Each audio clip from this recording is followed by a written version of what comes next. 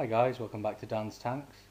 So that last little video was a little tour of Wharf Aquatics, and I actually got a potted Tropica plant from there, which will be going in the tank. As you can maybe make out, there's been a few changes to the tank, but we'll go through that in a minute. What I'm doing just now is setting up a grow out. I suppose you could call it a tank, but it's more of a tub. It's the little tub that I used, that's in some of my very first videos, that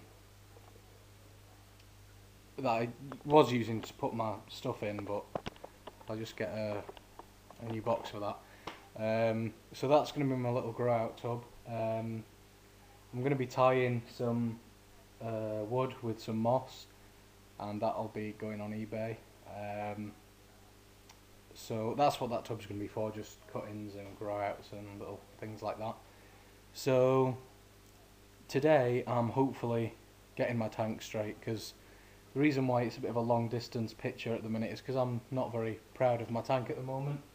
As you can see up here, where are we? Up here there should be quite a lot of Java fern, but there isn't, because when I moved it dried out and died. So yes, but we'll get that straight and you'll see that later on in this video.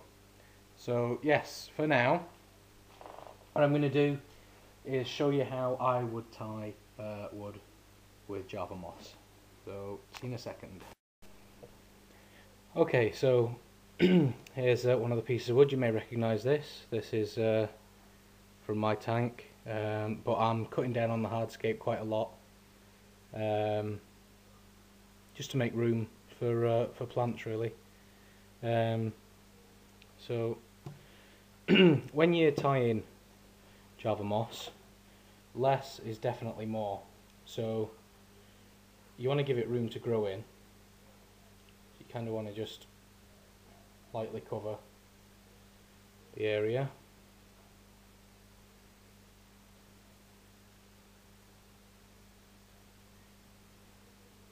This is kind of just for demonstration, but so there we go. It's sort of lightly covered in the moss, and you can use super glue. You can use fishing line. You can use black thread, which is what I'm going to use. But yeah, there's lots of ways to do this. This is just the way that I'm doing it. I actually tried to look for some cable ties, because I was thinking of doing some Java fern as well. I couldn't find any cable ties. I don't know where I've put them. So yeah, all we'll do here is I just make a little loop in the end of this.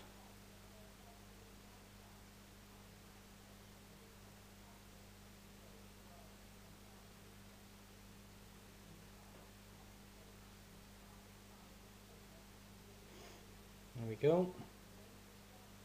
And then I'll just put it on and wrap it round, and I'll see you in a second.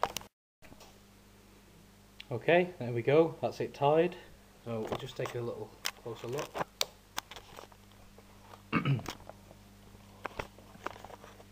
So as you can see, it's got a little bit of it tied on, and that'll grow in a few weeks' time. So I will update you on this when it's grown in, so you can see how it looks. So for now, that's going to go just in here as part of the little grow out thing. Okay, now then, this little clip is tying Java fern onto the wood. Now for those of you that struggle to grow Java fern, this has actually been growing in this bucket with no light for 3 weeks. So I don't know. And also, if you want a really hardy plant, then that big clump there is Limnophilus sessiliflora, and that has also been growing, thriving even, in that bucket for about 3 weeks. So What I'm going to do here is tie it with some white thread, just so you can see what I'm doing. So again, I've just tied a little loop in the end, and I'll turn this off and I'll put it back on once I've tied this. Okay, so here we are. What I've done is the little sort of knobbly bits in the wood will provide a good place to anchor the roots for the Java fern.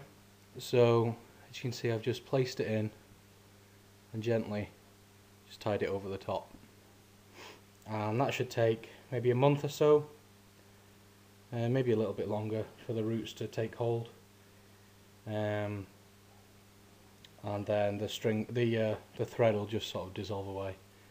So there we go, and then I'm just going to do the same with a little bit of moss on there, and again I'll show you this in a few weeks time when it's matured a little. So there we go.